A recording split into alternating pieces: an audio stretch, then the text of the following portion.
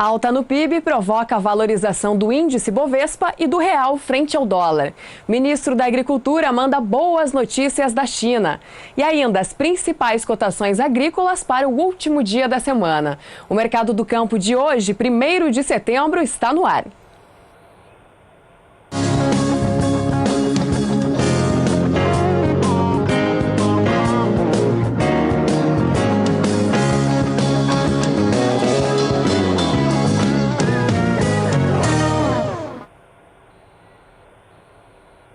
Olá, eu sou Sara Kirchhoff e falo ao vivo dos estúdios da B3 em São Paulo. A notícia do dia é a divulgação do PIB para o segundo trimestre do ano. O Produto Interno Bruto mede é a soma dos principais bens de serviço produzidos no país. E aqui no Brasil, no segundo trimestre do ano, ele cresceu 0,2%, de acordo com o Instituto Brasileiro de Geografia e Estatística, o IBGE. Essa alta, ela representa 1,639 trilhões de reais. Foi a segunda alta consecutiva do ano. E o que impulsionou principalmente essa valorização, essa alta no PIB, foi o consumo das famílias. E como eu falei, portanto, o real veio valorizado frente ao dólar com essa notícia. A queda na moeda americana foi de 0,03% e o dólar comercial encerra a semana aos R$ 3,14 mais 80. Enquanto o real é valorizado, o índice Bovespa, o principal índice aqui da B3, que avalia as ações das principais empresas brasileiras, também subiu hoje. A alta foi de mais de 1,5% e o índice Bovespa encerra sexta-feira aos 71.923 pontos. Resultado, portanto, positivo para o índice Bovespa. E o ministro da Agricultura, Blairo Maggi, está na China acompanhando o presidente Michel Temer.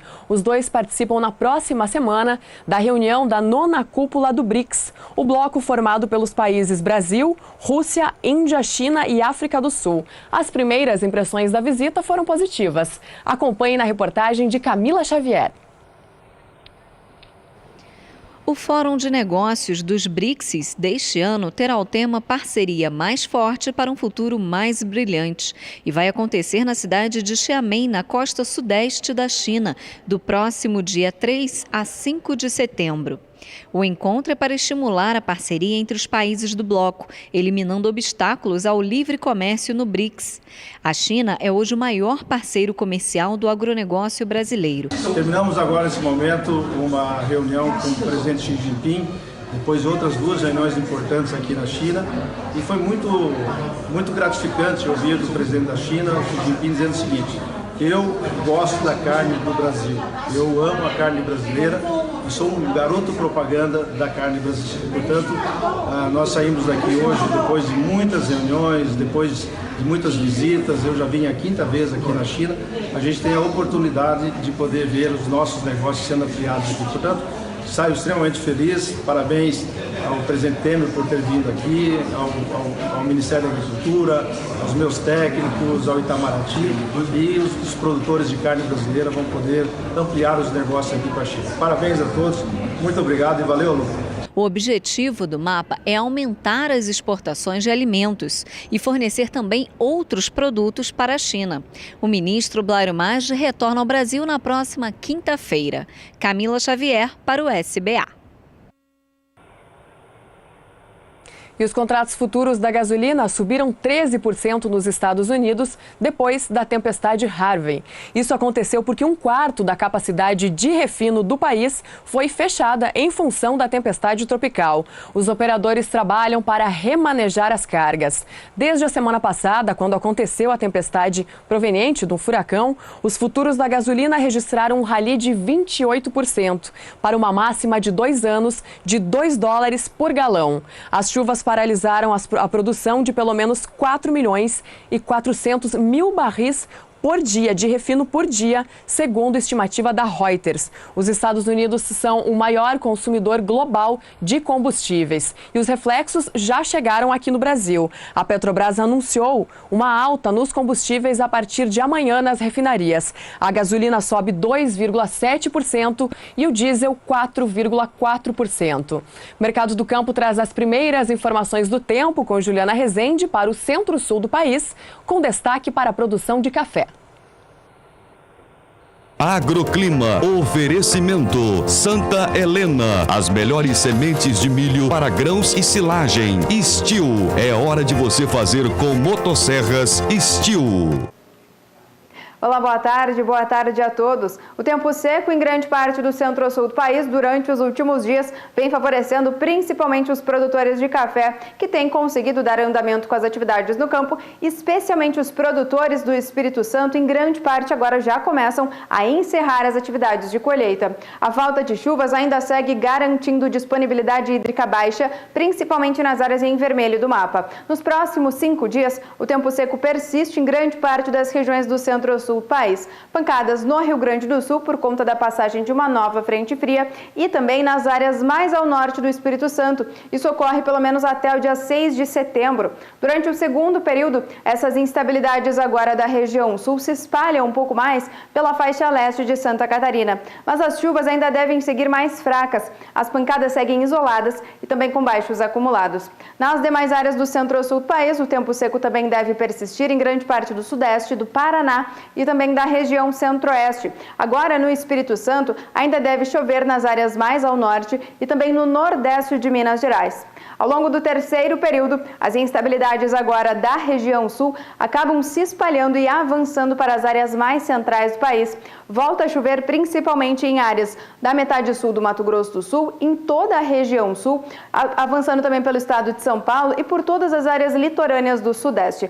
As pancadas ganham mais intensidade, principalmente na região sul, entre o Rio Grande do Sul e Santa Catarina. Os acumulados podem alcançar até 30 milímetros. Agora o tempo ainda deve seguir um pouco mais seco entre Mato Grosso, Goiás e o interior de Minas Gerais, enquanto que no Espírito Santo, até o dia 16 de setembro, pode voltar a ocorrer algumas pancadas de chuva, mas de forma muito fraca. Então, no decorrer das próximas semanas, principalmente durante a próxima terceira semana, as chuvas voltando a se concentrar nas regiões mais centrais, principalmente entre o centro-oeste e também o interior do sudeste, pode acabar atrapalhando a colheita das atividades do café, o que também pode ocorrer principalmente com as atividades de colheita do café do Espírito Santo.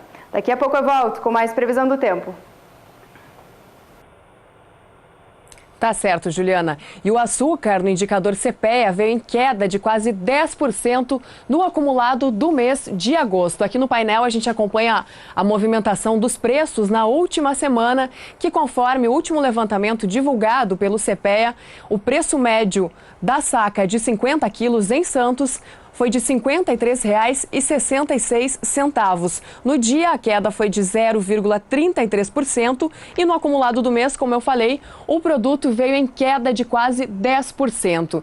Já no mercado futuro, o açúcar demerara na Bolsa de Nova York também vem em quedas acentuadas no acumulado do mês e hoje, mais uma vez, o produto teve perdas importantes. O contrato com vencimento para outubro caiu 4,51% e foi negociado hoje lá em Nova York, um pouco acima de 13 centavos de dólar por libra-peso.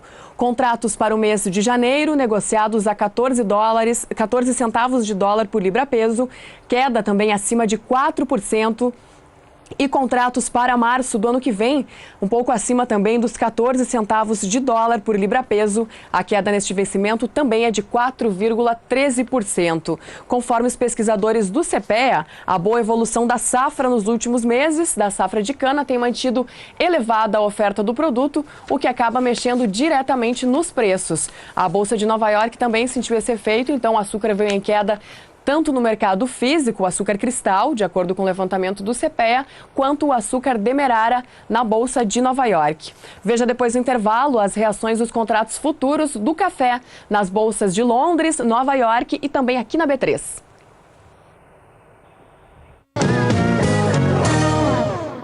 Mercado do Campo está de volta, trazendo agora as cotações do café no mercado futuro. Os principais contratos vieram em queda, hoje em leve queda nas 3 bolsas. O café robusta na Bolsa de Londres perdeu 0,24% no contrato de setembro, que foi negociado por $2.071 a tonelada.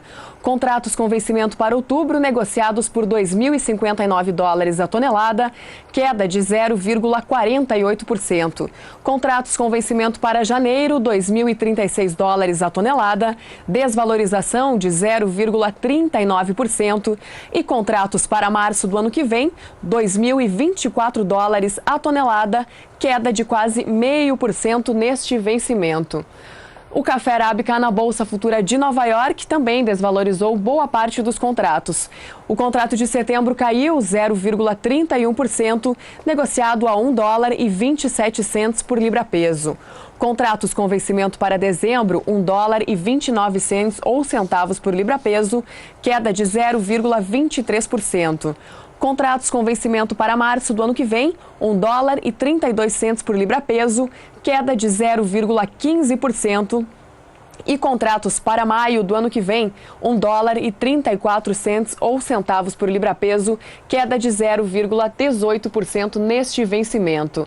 Já o café BMF Bovespa, negociado aqui na B3, também acompanhou este movimento de baixa. O contrato para setembro, com 130 negociações, desvalorizou 0,32%. Conforme ajuste atual, ele foi negociado por $153,35 a saca. O contrato para o mês de dezembro foi negociado por $159 a saca, em queda de 0,25%. Contratos para setembro do ano que vem, o contrato referência do café, $165,15 a saca, queda de 0,21%. Nos últimos negócios, que já dão o indicador para a semana que vem, para a segunda-feira, ele vem por $166,25 a saca, mostrando uma tendência de recuperação neste vencimento para setembro de 2018. E o contrato para setembro de 2019 foi negociado hoje por $175,95 a saca, uma queda de 0,14%. O Mercado do Campo, mais uma vez, traz informações do clima com Juliana Rezende, que fala da previsão para o centro-norte do país, com destaque para o feijão. Agroclima. Oferecimento Steel. É hora de você fazer com motosserras Steel. As lavouras de feijão de Sergipe ainda seguem em fase de desenvolvimento. Alguns produtores que fizeram um plantio de forma mais antecipada já começam as atividades de colheita. Durante os últimos dias, as pancadas têm sido mais frequentes, principalmente em toda a faixa leste do Nordeste, inclusive em Sergipe. Agora, no interior, tanto do Nordeste como também na região Norte, é o tempo seco que tem predominado e, inclusive, nas áreas em vermelho do mapa, há problemas até de déficit hídrico por conta da falta de chuvas. No decorrer dos próximos 5 dias, o tempo seco persiste em grande parte da metade norte do país. Pancadas no extremo norte do Brasil e ainda também na faixa leste do Nordeste. Inclusive, nas áreas litorâneas do Nordeste, essas instabilidades ganham força ao longo dos próximos dias. Isso ocorre por conta da passagem de uma frente fria de forma costeira entre o Nordeste. As chuvas ganham mais intensidade, principalmente no litoral da Bahia, no estado de Sergipe, alcançando também Alagoas. Acumulados de até 30 milímetros é que podem ocorrer. Já durante o segundo período, pouca coisa muda ainda na faixa leste do Nordeste. As pancadas seguem fortes, acumulados de 15 até 30 milímetros. Agora, na região norte, a chuva volta a perder intensidade e as pancadas se tornam muito fracas e isoladas. No interior, o tempo seco ainda deve garantir dias ensolarados e falta de chuvas. Ao longo do terceiro período, as chuvas agora na região norte ainda devem seguir fracas, acumulados de 5 até 15 milímetros. Agora, na faixa leste do Nordeste, as pancadas ainda agora perdem um pouco mais de intensidade, mas mesmo assim elas seguem frequentes. Então, ao longo das próximas semanas, as chuvas seguem frequentes, principalmente nas áreas produtoras de feijão de Sergipe. Para os produtores que ainda estão em fase de desenvolvimento nas lavouras, esses seguem beneficiados por conta das chuvas frequentes e garantem boa disponibilidade hídrica no solo. Agora, aqueles produtores que já começaram as atividades de colheita podem acabar sendo interrompidos de forma pontual por conta das chuvas frequentes. Hoje eu encerro por aqui a minha participação. Até mais! Até mais, Juliana. E nesse domingo, o Canal do Boi transmite ao vivo, a partir das 2 horas da tarde, o leilão Reprodutores Nelore Capital, edição Primavera. E ao longo de toda essa semana, quem está acompanhando a movimentação em Mato Grosso do Sul, trazendo as novidades desse grande evento para a gente, é a repórter Rosa Cabral, que mais uma vez participa aqui do Mercado do Campo, trazendo então as informações do leilão. Boa tarde, Rosa.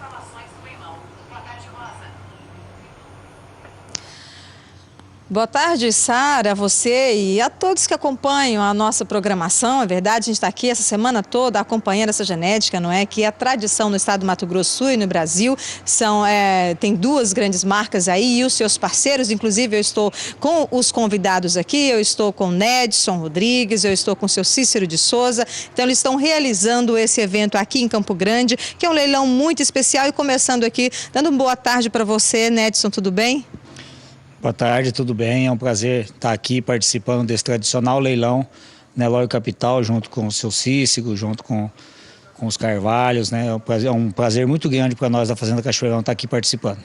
E aqui do nosso ladinho aqui está o seu Cícero, né, seu Cícero? O senhor está trazendo aí mais uma tradição para o Brasil. Gostaria que o senhor comentasse um pouquinho sobre esses animais. Boa tarde para o senhor. Boa tarde, Rosa. Boa tarde aos amigos aí do Canal do Boi. Como já disse o Nedson, é um leilão já que tem uma tradição aqui dentro do estado. E a tradição só se perpetua com boa qualidade. No momento que você não tem boa qualidade, você não tem tradição. E nós queremos preservar essa tradição por muito tempo. Nós somos produtores, somos criadores, e o que engrandece o nosso estado, engrandece a nossa pecuária, é a qualidade. A qualidade é a genética atualizada, a genética promissora, essa que é importante, na rega de DEPS e etc., e de olho de lombo, enfim, reprodutores precoces. E é o que nós estamos apresentando. Nos dá orgulho e a honra de ter aqui 6 reprodutores da melhor qualidade para que possa compartilhar conosco dessa jornada, mais uma jornada, que nossa é uma constante, né? Cada 3, 4 meses nós temos um leilão. Isso é muito importante, isso é sinal que está sendo bem aceito os nossos produtos como dos nossos convidados. Fica aqui então o nosso convite para que todos possam participar efetivamente no domingo, a partir da meio-dia aqui dentro da Terra Nova, para que possamos compartilhar. E também terá um gado de corte, muito importante. Isso é muito importante porque são exatamente os reprodutores que nós vendemos que fazem esse corte, essa bezerrada espetacular. Então fica o nosso convite, aqui o nosso agradecimento a você pelo carinho, pela dedicação, a toda a sua equipe, ao Canal do Boi, para que possamos sempre estar juntos. Muito obrigado. Amém. Mas não terminou a entrevista, não. Nós vamos continuar a prosa. Voltando aqui para o Nedson, ele falou dos animais que você está trazendo, né? A gente fala de uma pecuária de qualidade, uma pecuária que o Brasil já conhece, né? Nedson, como é que são esses animais e o processo de seleção para chegar e somar nos criatórios Brasil afora? Então, nós somos muito criteriosos na questão do melhoramento genético. Então, hoje a gente valoriza animais que, além de ter a sua funcionalidade como um reprodutor, para fazer a sua parte reprodutiva, mas que esses animais sejam grandes produtores de carne. Afinal, o Nelore é uma raça de corte, então o objetivo da raça é produção de carne. Então a gente valoriza no nosso melhoramento genético uma boa carcaça, que esse animal tem uma cobertura muscular muito boa. A gente utiliza as tecnologias de medidas de ultrassom e também as réguas de DEP, que são as avaliações genéticas, para nos ajudar justamente nesse melhoramento genético dessas características econômicas. Então a gente prioriza as avaliações genéticas, porque são as características econômicas, é o que vai trazer a rentabilidade para o produtor, e também valorizamos a carcaça por ser uma raça produtora de carne. E nós queremos produzir uma carne de qualidade, e por isso a gente valoriza e temos esse rumo do melhoramento genético, tentando contribuir para a pecuária nacional com a raça visando essas características. Bom, para o seu Cícero de Souza, que também é diretor da BCZ, está no caminho certo, né? Pelo menos procuramos, né? Veja bem, a BCZ hoje, foi bom você tocar nesse assunto, tem um programa que é o PMGZ, esse programa de melhoramento genético da raça zebuína. Isso é importante, o criador tem que fazer isso. O criador tem que se inteirar dessas evoluções, fazendo com que possa melhorar efetivamente o seu rebanho. E se melhora um rebanho exatamente com o reprodutor. É através dele que se faz toda a genética. É evidente que nós precisamos ter vacas, um rebanho muito bom, mas a essência da produção é o reprodutor. E a BCZ tem aprimorado isso, tem feito com que nós possamos desfrutar desse programa, como outros programas também que são importantes dentro do contexto nacional. Não é só a PMGZ. Esse é um programa que é feito pela BCZ, mas nós temos outros programas excelentes também, mas vamos prestigiar a nossa ABCZ, que é a entidade, talvez uma das maiores entidades do mundo na relação ao bovino. Nós temos hoje praticamente quase 20, ou se não 20 mil associados. Efetivamente não estão todos na ativa, mas isso é uma constante. Às vezes um entra, outro sai, enfim, mas mantemos sempre esse nível. Isso é muito importante. E a ABCZ hoje tem dado uma cobertura muito forte. A BCZ hoje não quer aqui tecer comentários de outras diretorias passadas. Todas foram muito importantes no seu devido momento. Agora, essa diretoria que hoje está implantada e tocando a BCZ é uma diretoria muito atuante. A exemplo disso, basta fazermos uma pequena retrospectiva, a Expo Zebu, a Expo Nelore que vem aí, a Expo Genética e a leiteira que nós já tivemos. Então, isso é muito importante. Diretoria é aquela que participa. Bom contribuinte é aquele que está efetivamente junto com a sua diretoria. Aí, tá dado o recado do diretor, né? Claro que ele falaria isso, é uma bela oportunidade ao vivo para todo o Brasil, mas e aí, voltando a falar dos animais, nós estamos vendo aí, por exemplo, essa qualidade enquanto o senhor fala o tempo todo aí na tela, né? Inclusive imagens ao vivo, agora aqui onde estamos, não é? O pessoal pode chegar, dar uma passadinha, eu gostaria que o senhor comentasse um pouquinho mais com relação a esta seleção que vai ser exibida pelas lentes do Canal do Boi no domingo. Veja bem, Rosa, a seleção está. Por isso que vocês estão passando as imagens. É evidente, ao vivo. Mas o importante é vir aqui, o criador, o comprador de touros que necessita, vir olhar, fazer uma análise, fazer uma análise bem concreta, uma análise bem compactuada dentro dos produtos que nós estamos oferecendo. Não só os meus, mas como do Nedson, como os dos Carvalho, enfim. É uma tourada especial. Eu vendo touro há muitos anos. Eu crio há 36 anos, quer dizer, não sou um principiante nisso aí. Certamente também não iria cometer o grande erro de trazer a mercadoria que não fosse condizente com a necessidade e a realidade sul-mato-grossense. Então nós temos aqui o Nedson de convidado, trouxe 6 produtos maravilhosos que estão também à disposição dos compradores para que possam prestigiá-lo, porque é assim que é o estímulo da própria criação. Agora, esses animais são espetaculares. Você vê pela idade deles, você vê, são todos de elite, não tem um animal acima de 14, certo? Então, toda a regra de débito estão espetaculares. Mas é uma pecuária moderna, é isso que nós temos que acompanhar. A perfeição nós não vamos tê-la, nunca, porque nós temos que sempre alcançar objetivos maiores. E esses objetivos maiores é exatamente para o selecionador. Quem seleciona é que sabe onde é que vai chegar. Sai na frente. Sai na frente e procura sempre melhorar, porque o ano que vem eu quero fazer um produto melhor que o deste ano e nos outros anos vindouros eu quero fazer produtos melhores que os anos anteriores. Mas a maior testemunha não estão nas minhas palavras. A maior testemunha está no produto que aí está. Olhe, verifique e tire a sua conclusão. Até domingo para você. Um grande abraço agora, tá? Calma aí, eu ainda tenho mais o que conversar, mas o senhor está apressado demais? Ué, vamos vender o boi?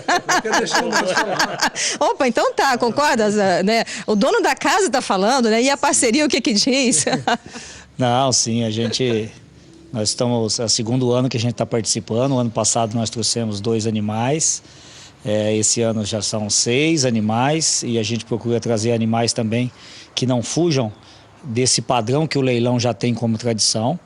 Então, a gente está procurando trazer esses animais que contribuam também para essa genética e produzir carne e rentabilidade para o produtor.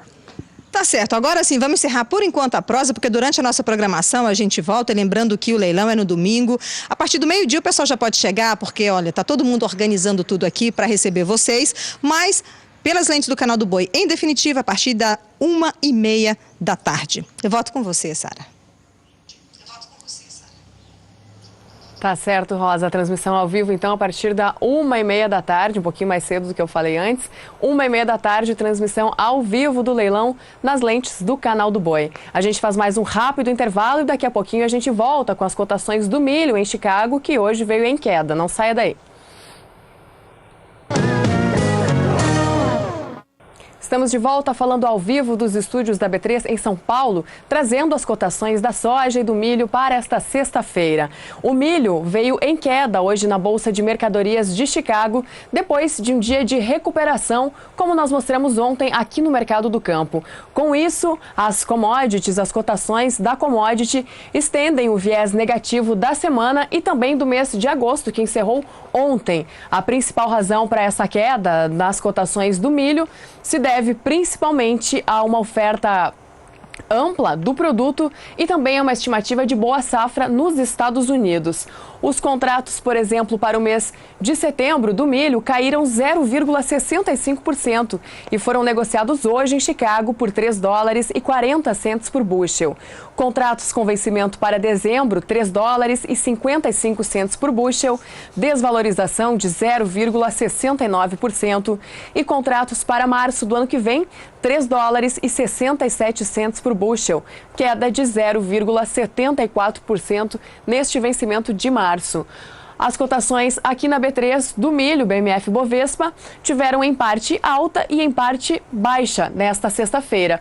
O contrato de setembro subiu 0,11% e foi negociado por R$ 27,65 a saca.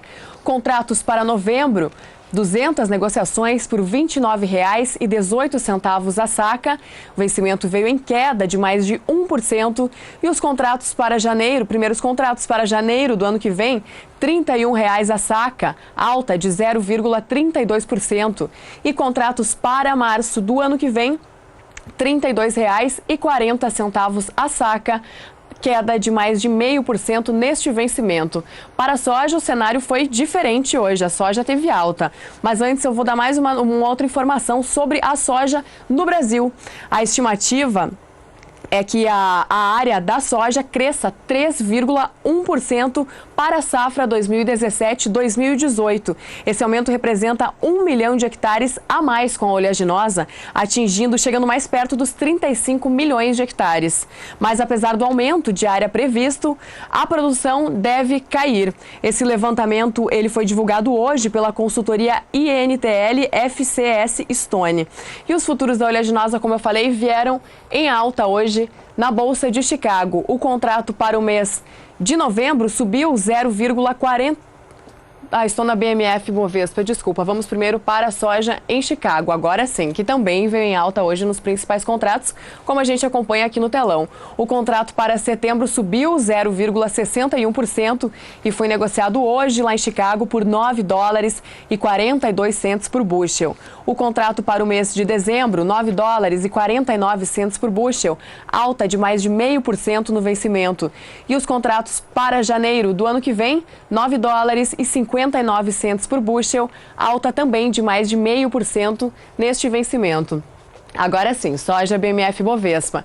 O contrato de novembro subiu 0,43%, negociado aqui na B3 hoje, sexta-feira, por $20,93 a saca.